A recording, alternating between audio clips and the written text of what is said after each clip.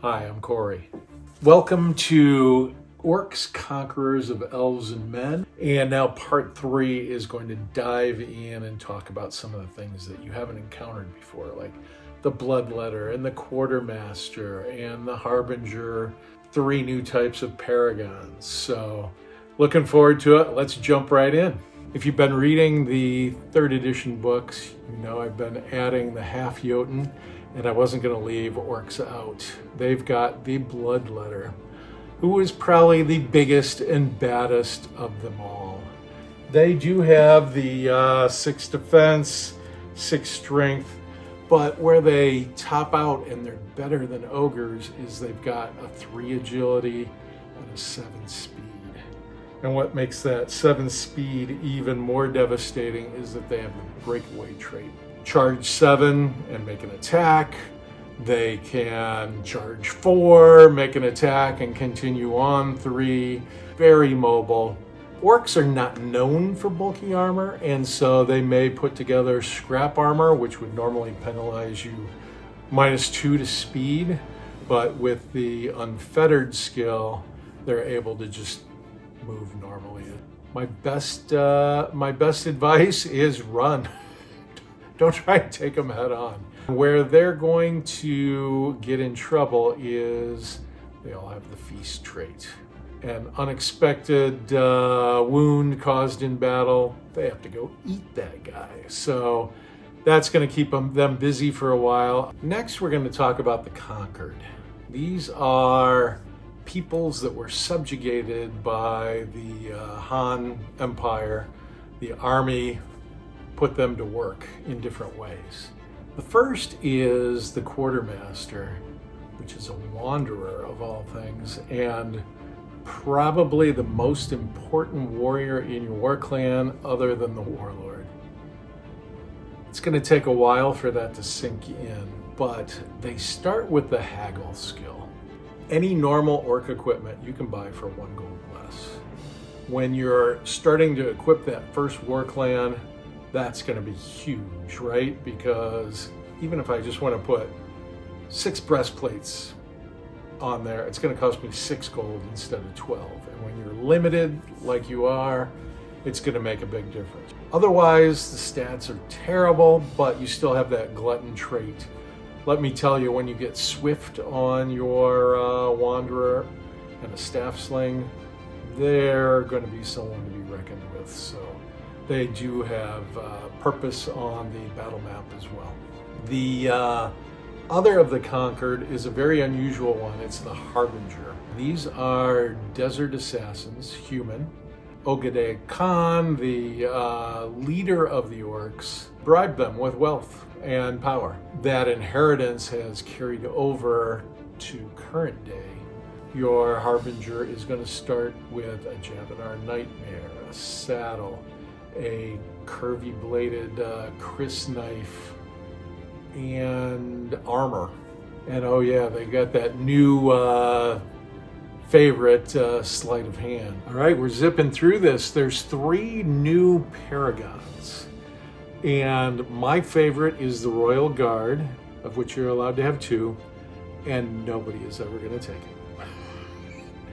Royal Guards are a lot like the freebooters that we talked about in the previous video, except they start fully loaded with their stone horses and their saddles and their horse bows and everything that they're going to need, plus their higher agility and faster speed.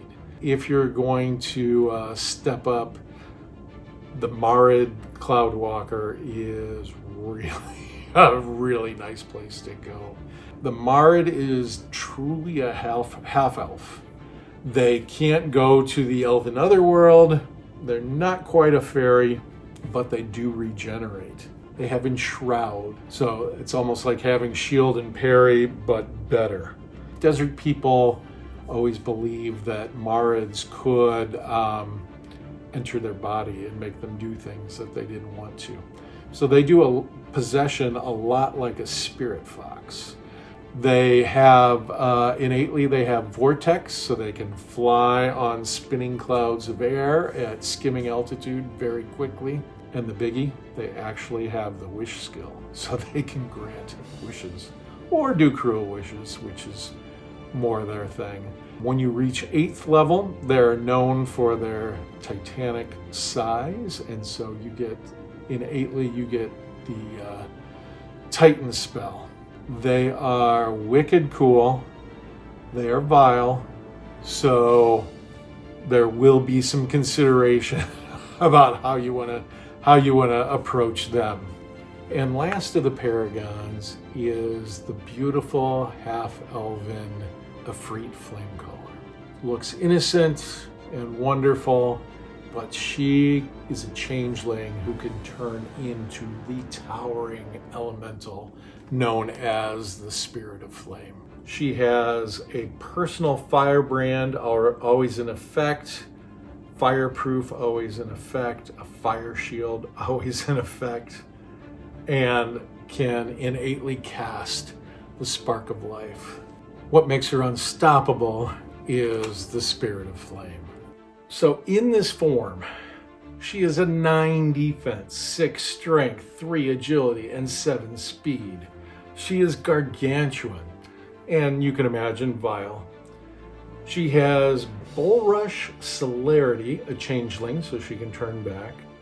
Firebrand, Fireproof, and Fire Shield all remain active. She has a Greater Nimbus always active, which is 2 paces around her is just incredibly hot fire.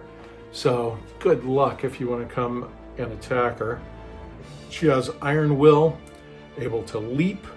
She's mighty, resistant. She has the Siphon spell innately, is spectral, causes terror, and she's tireless. It sounds like she can't be stopped. At the beginning of every turn, you have to lower 2 ability scores by 1. And so it's like that depleting thing. You always got to fuel that fire, and that's probably going to be the main thing that that stops her. She can siphon with that innate spell and steal 3 points of an ability score back to herself, but that's going to take a whole turn. So you're really only gaining 1 in the grand scheme of things. But if you need that fire to keep going, you can do that. She's obviously the most expensive paragon ever at 130. So you've got to decide, there's adventures that I probably can't even use this ability on. Is it worth spending all that money? The other downside is when that fire starts to fizzle out and you go back to normal half-elf form, any points drained are also drained from the half-elf form. And if you reach 0, you're going to draw a wound and collapse from exhaustion. So there is some danger to it, but the rewards are crazy.